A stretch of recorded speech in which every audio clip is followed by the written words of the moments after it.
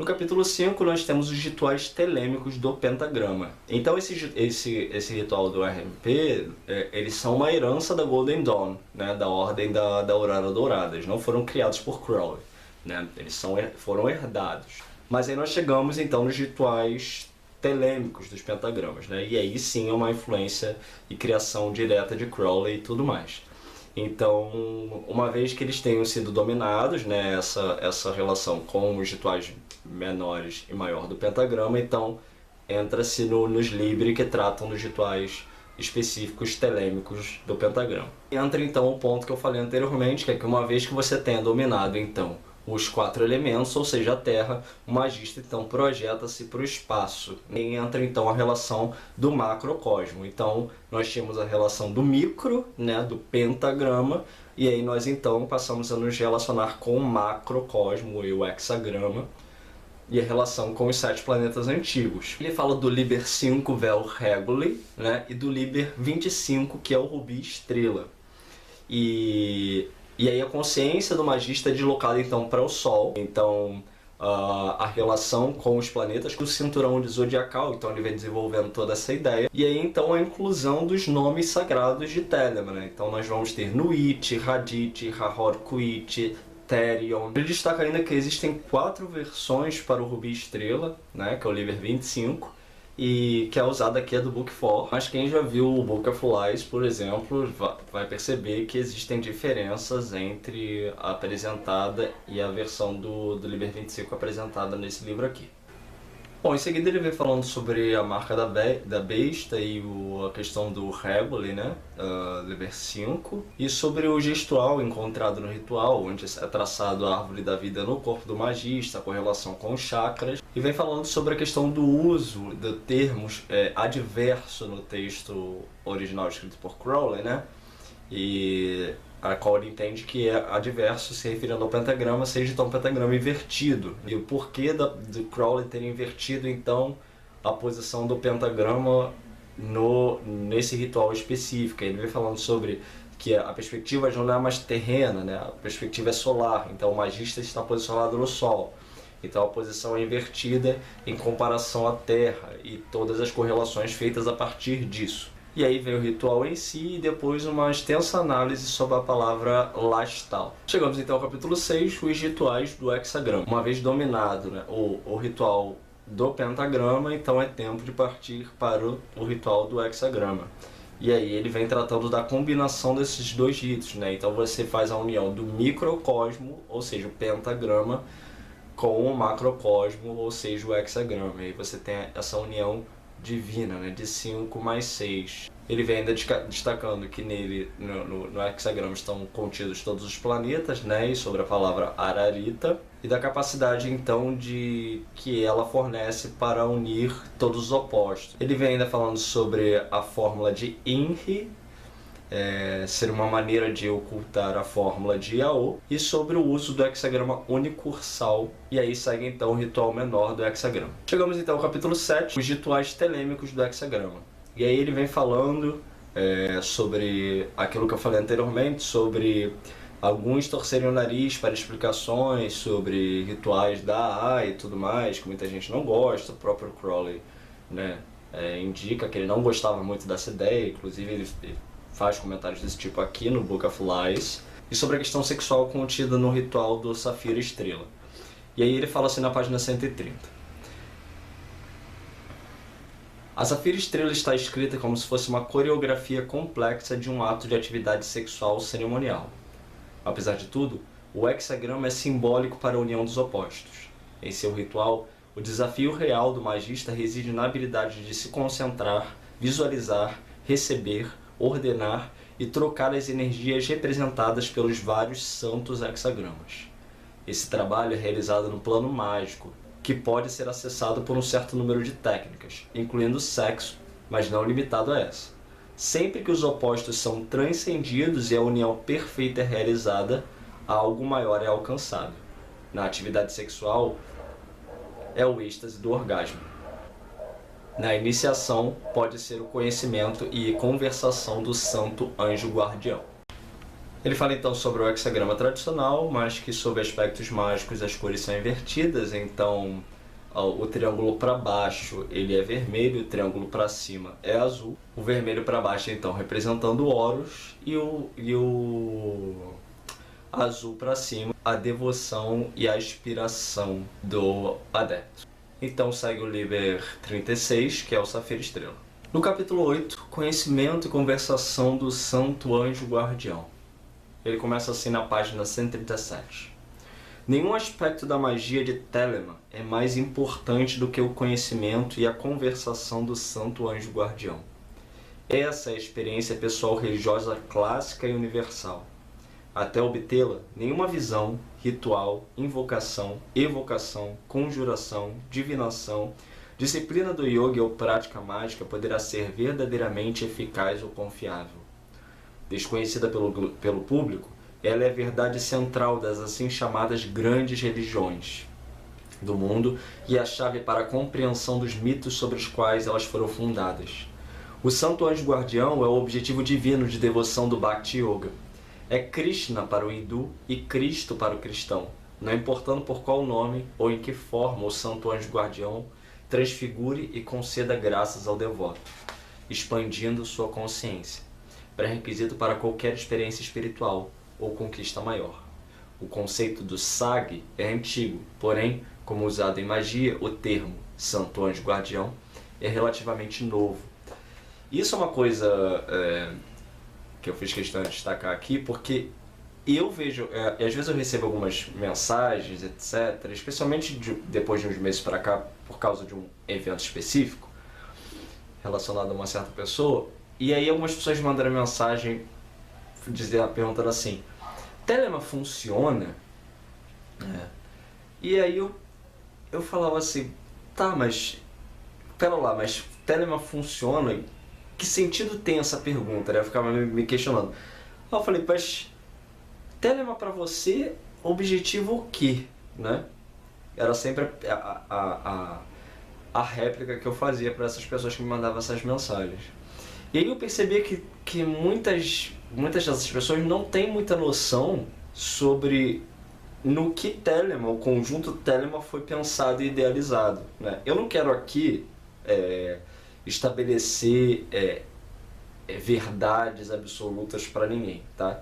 Mas a gente está fazendo análise aqui da estrutura dos textos, dos livros, etc.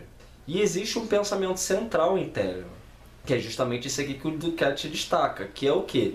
Existe um objetivo místico dentro de Telema, né? Inclusive é o slogan da Santa Ordem, da AA, que é o objetivo da religião e o método da ciência. Então, quando a gente fala em objetivo da religião, a gente está falando disso aqui que o Duquette está destacando, que é o quê? O conhecimento e conversação com o sagrado anjo guardião, que é o cerne do objetivo místico telêmico. Isso quer dizer que todo telemita precisa ser um místico? Isso quer dizer que todo telemita precisa realizar rituais? Não. A estrutura não diz isso. Mas a estrutura ela foi pensada, né, principalmente para aqueles que se pretendem esse tipo de prática. Então, que é a descoberta desse anjo, que é o contato com esse anjo, né? E a descoberta da verdadeira vontade, a realização da grande obra. Então, toda a ritualística telêmica, todo o pensamento telêmico, ele está voltado para quê? Para uma única direção, para o Sol, né? Então, ou seja, para o Espírito, para o Divino, né? Para o Sagrado e etc. Então, quando as pessoas fazem essa pergunta, Telema funciona? A impressão que eu tenho é que as pessoas não entenderam muito bem qual é o objetivo desse tipo de sistema, da estruturação desse sistema. Pelo menos é a impressão que eu tenho. Então, acho que essa parte é muito importante de se pensar, e essa coisa aqui que o Duquette está falando e etc., né? Porque quando você pergunta se Telema funciona, você deveria pensar o que você espera de Telema. Você é um magista, você é um místico ou você é um místico magista? Se você é só um magista, se você está procurando apenas rituais para conseguir coisas, bens materiais e etc, etc, será que Telema tá de acordo com esse teu objetivo, né? Porque se a gente pensar que Telemann, objetivo, uma consecução, contato com um ser superior e etc., se você apenas quer coisas, será que esse é o teu caminho? Não estou dizendo que não é, também não estou dizendo que é. Estou dizendo que é uma reflexão. Porque toda vez que essa pergunta surge, eu fico me perguntando, será que essa pessoa entendeu qual é o objetivo geral telêmico, né, do misticismo telêmico? Não me parece que essas pessoas tenham muita noção, né? E aí ficam se baseando muitas vezes no discurso de certas pessoas que tem por aí, pessoas que nós sabemos bem que muitas vezes são problemáticas, desequilibradas e tudo mais, e que muitas vezes estão dentro da espiritualidade para objetivos escusos, e aí fica se baseando nessas pessoas ao invés de se debruçar sobre os livros. Então é uma coisa que eu sempre defendi e sempre vou defender, eu acho, que é isso, que é, se me permitem um conselho, parem de ouvir, né, e basear a sua, não é parar de ouvir, mas parem de basear a sua espiritualidade naquilo que as pessoas falam. Vão na fonte, consultem as fontes, independentemente da sua religião. Se você é cristão, né, vai ler a Bíblia. Se você é muçulmano, vai ler o Corão. Se você é budista, vai ler os textos budistas. Se você é telemita, leia os livros telêmicos. Se você sentiu que você tem interesse por Telemann, leia os livros telêmicos. Se baseie naquilo que o profeta disse, nos escritos do profeta. Pare de ficar dando ouvidos, baseando a sua espiritualidade naquilo que terceiros falavam. Vai na fonte. A fonte é a sua fonte mais confiável, né? Pelo menos essa é a minha recomendação. Então, nesse ponto nós temos esse aspecto, né? Que, a meu ver, é o cerne de Telemann. Então aqui o Duquette vem destacando a diferença, não sei se eu concordo muito nesse ponto que ele vai falar aqui em seguida, que é que a partir do livro de Abraham Elin, a magia ela passou a ser teúrgica, né? Então até então o que se tinha era uma magia mais interessada em coisas, né? Que é essa distinção que eu destaquei aqui agora, né? Era mais uma feitiçaria, era mais um indivíduo que estava interessado na magia, puramente pela magia, do que um indivíduo que tivesse interessado em um contato com Deus, com o divino. E aí então, a partir da magia sagrada de Abraham Elin, né, do livro e etc., que surgiu ali na Idade Média, então você tem uma mudança de comportamento de muitos magistas, né? Então a magia passou a ser mais teúrgica. Eu diria que talvez ela tenha voltado a ser teúrgica, né? Porque nós vamos encontrar o fenômeno teúrgico, né, muito antes da Idade Média. Então, mas ali nesse período cristão, o que nós temos é muitos grimórios ensinando pessoas a como roubar o gado do seu vizinho, como envenenar o fulano, como roubar o marido da ciclana e etc. E aí com Abraham Elin a coisa ganhou ares divinos novamente, né? Então, para quem não conhece, o livro é esse aqui, Magia Sagrada de Abraham Elin, o Mago. Não. É isso. Depois nós vamos fazer uma resenha desse livro e, bom, basicamente o contexto do livro é e a ideia do SAG, né, conforme herdado por nós telemitas, ela surge basicamente desse livro aqui, que Crowley, inclusive, tentou realizar por 2 vezes essa operação, e uma ele teve que interromper porque ele foi ajudar o Matters nas contendas que estavam havendo na Golden Dawn, né? Então estava tendo uma briga lá terrível, pessoas querendo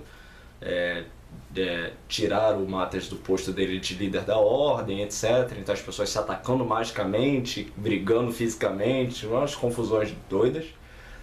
E aí Crowley teve que interromper por esse motivo, porque ele foi ajudar o Matters. Depois ele também interrompeu de novo porque ele foi casar com a Rose Kelly, né? Então ele tentou 2 vezes e depois ele conseguiu.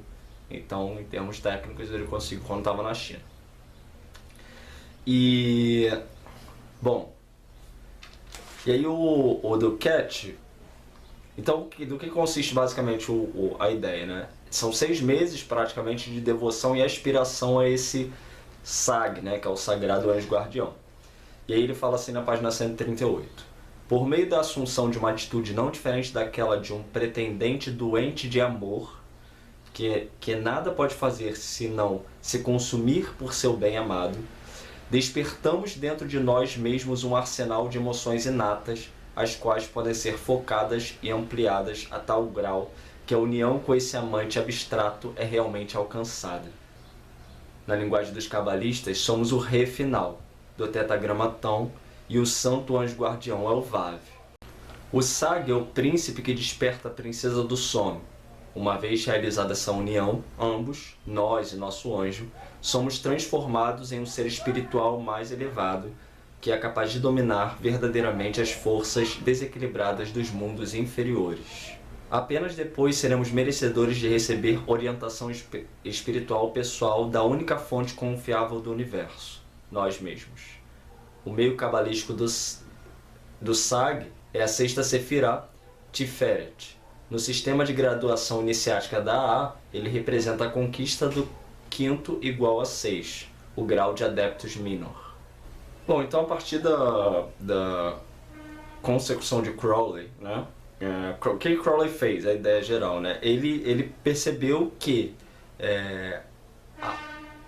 esse tipo de contato, ele prescreve uma prática religiosa, uma prática mística, mas ela não se encerra de uma forma cimentada, né? Única. Existem meios diferentes para você alcançar essa consecução. Então, as bases, elas são basicamente as mesmas, né? Então é um processo de devoção para com este ser a qual o adepto aspira, que é um processo então devocional e etc. Mas a prescrição, né, exata lá do Abramelin, etc., é apenas uma maneira. É uma forma de se alcançar essa consecução. Mas outras pessoas podem alcançar essa consecução de outras formas, né? O próprio Crowley, ele acabou por perceber isso e chegou a essa conclusão, porque ele tentou seguir estritamente ali o método do Abramelin, não deu certo, e ele então teria conseguido por meios outros, que é toda a relação que tem com inflamar-se e oração, e todo esse conceito que é um conceito devocional, né, de entrega, como o Duquette vai falar aqui, de um amante que aspira ao ser amado. Então você se entrega incondicionalmente a esse ser amado, que é então o seu Senhor, né, o sagrado anjo guardião, ou como você queira chamar. E aí vem então o Liber Samek, né, o Samer, e a explicação dos nomes bárbaros, etc. Então os nomes bárbaros eles foram pensados, né? Dá para traduzir eles e tudo mais. Então mais aquela questão de tipo, algumas pessoas não gostam que isso seja feito, etc. Mas o Duquette acha importante, então sempre essa questão vai ficar pairando o livro o tempo inteiro, né? Mas assim, tem análise disso, né? Então os nomes bárbaros eles têm tradução, eles têm um sentido, né, cabalístico ali, oculto e tudo mais. Mas então aqui a gente trata desse livro, né, do Liber Samer ou Samer. Chegamos então ao capítulo 9, os ritos solares. E ele fala assim na página 177. Em um contexto religioso, a magia é descrita como um culto solar. A única coisa nova e revolucionária sobre isso é a relação do adorador com o sol. O estudante moderno de religiões comparadas não deve levar muito tempo para perceber as incontáveis semelhanças e paralelos inerentes às chamadas grandes religiões do mundo. Podemos até mesmo dizer, caso permitamos a nós mesmos a emancipação de uma mente verdadeiramente aberta, que as religiões do passado, de fato, são apenas aspectos de uma religião, cujo objeto de culto é o sol e cujas cerimônias, observâncias e dias santos são fundamentados no drama anualmente repetido, ou seja, o calendário solar. Então, isso tem relação direta com a questão do mito solar e como o Sol ele fora durante muito tempo entendido como uma manifestação da própria divindade, né? Outro dia eu estava conversando com uma pessoa e a pessoa perguntou assim, quem é seu Deus, né? E eu falei, brincando, eu falei, é o Sol. Aí a pessoa falou assim, o meu Deus é o que criou o Sol, né? E eu ri, né? Porque na verdade quando a gente fala, quando eu falei esse tipo de coisa, né?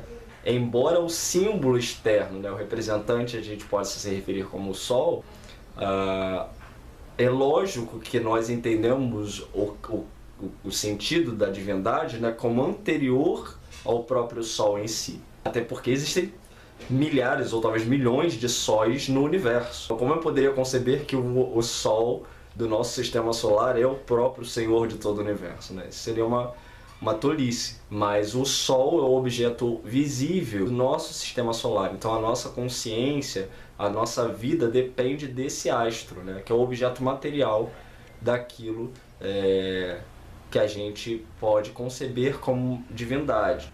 Isso não quer dizer que se limite a esse objeto material, da mesma forma que eu não sou esse corpo aqui, né? Segundo uma visão espiritualista, né?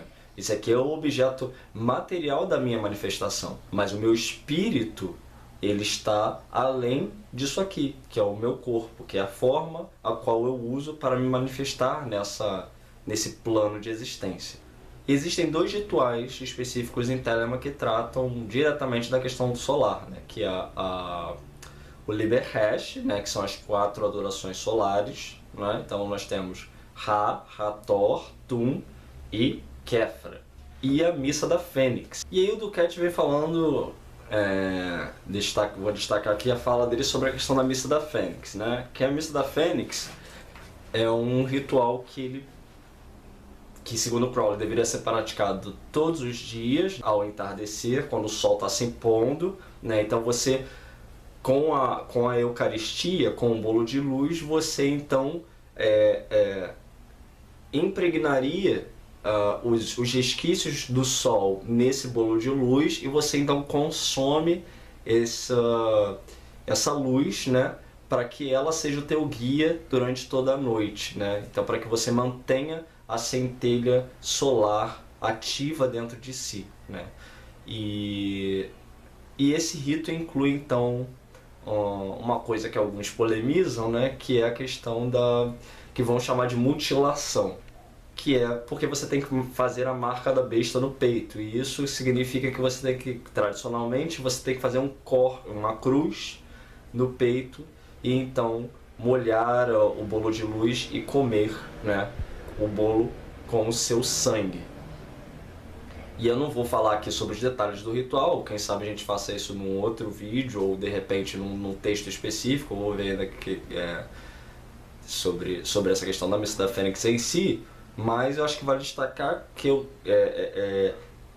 Duquette fala que ele pegou um bisturi e cortou o peito a primeira vez e sangrou pra caramba, e o bisturi sumiu na carne dele, etc. E saiu sangue, ele achou que ia morrer e tudo, se sentiu um tolo por ter feito aquilo. De fato, o rito não fala sobre você enfiar um bisturi no próprio peito, né, e sangrar até morrer.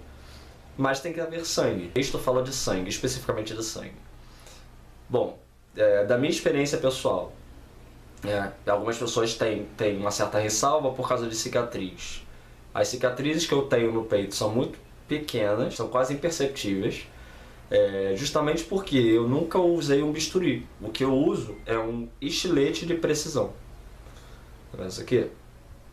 Esse é um estiletezinho que serve para cortar papel. E esse estilete eu faço o corte e com ele próprio eu bato o sino, né? Então para mim ele tem uma dupla função, que é eu corto e bato o sino, porque o ritual inclui, né, você bater o sino, etc. Então nunca rasgou minha carne nem nada. Então para quem tiver interesse, esse objeto me parece bastante útil, né, para a execução do rito. Basicamente é isso. Capítulo 10, que é o misticismo telêmico, fala sobre o Liber Nu e Liber Had, que são para os vencedores do Ordário X. O Liber Nu instrui o indivíduo, Hadit, ao encontro com a deusa, no It. E o Liber Had instrui ela, no It, ao encontro com o seu ponto. O capítulo 11, os ritos eleusis, ele fala sobre toda essa questão desses ritos, etc., e sobre a execução desses ritos pelos membros da OTO desde a década de 70. Não vai se aprofundar muito nisso, mas basicamente é essa coisa, né? E sobre a dramatização, o que a dramatização causa no indivíduo, pode levar o indivíduo do choro ao riso, né, em questão de segundos, etc. O capítulo 12, que se chama Ordens Telêmicas, ele vai falando sobre as dificuldades que ele próprio encontrara no começo, né, porque tinha muito pouco material sobre Telema, do Cat, né, um telemento muito de gerações muito anteriores à nossa, né? E tinha muito pouco material disponível, então que muitos indivíduos ajudaram ele, etc. Indivíduos esses que eram, em muitos casos, descendentes diretos de Crowley, ou seja, discípulos que tiveram contato com o próprio Crowley, e que ninguém precisa se afiliar a nenhuma ordem para ser telemita, né? Isso não é uma prescrição para ser telemita, né? Você pode ser um telemita independente, você não precisa ser membro da A, você não precisa ser membro da OTO, nem nada disso. Bom, e que em relação a desde a morte de Crowley, toda essa questão de linhagem ela ficou muito problemática, né? Porque tudo ficou meio obscuro, né? Não se sabe muito bem quem é quem, então eu vejo às vezes na internet, né, o pessoal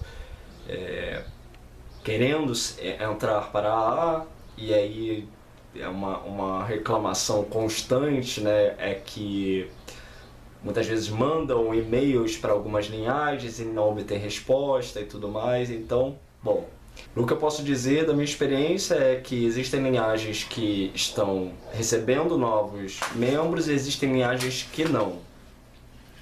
A minha dica é, para quem tem um real interesse em se afiliar a, né? Primeira coisa é, comece a estudar e a praticar por si mesmo. É a dica que eu particularmente daria, né? Todos os livros estão aí, né? Então é possível que você tenha uma percepção de como tudo funciona. Então o período de estudante é um período de estudante, você tem que estudar, né? Então comece a estudar e estude e vai tentando. Mas uma dica adicional que eu daria é, além de estudar, procure sair do plano virtual. Então, se você tiver a oportunidade de estar em locais onde telemitas se encontram, né, e isso não é tão difícil de você encontrar por aí. Eu sei que Telema não é difundida em todos os estados do Brasil. Existe muita gente aqui do Rio de Janeiro, né? É uma concentração muito grande de telemitas do Rio de Janeiro. Mas, em você sabendo de algum local onde telemitas estejam se encontrando, etc., vá nesses lugares. Né? Converse com as pessoas, conheça as pessoas. Quem sabe lá você consiga. Capítulo 13, a religião de Telema. Fala sobre o Liber 15, que é a missa gnóstica, e os 3 graus contidos nela, e os 3 graus, que são Osíris, Ísis e Horus, e que o objetivo não é a adoração a deusa ou Deus, mas comungar com Ha-Hor-Kuit. E segue então o texto da missa. Chegamos então à conclusão. Esse livro é indicado para todos aqueles que tenham interesse em Telema. Não é exigido que você tenha um grande conhecimento esotérico ou ocultista, mas se você não tiver nenhum conhecimento nesse sentido, você vai entender um pouco, vai ter um vislumbre da complexidade de tudo isso.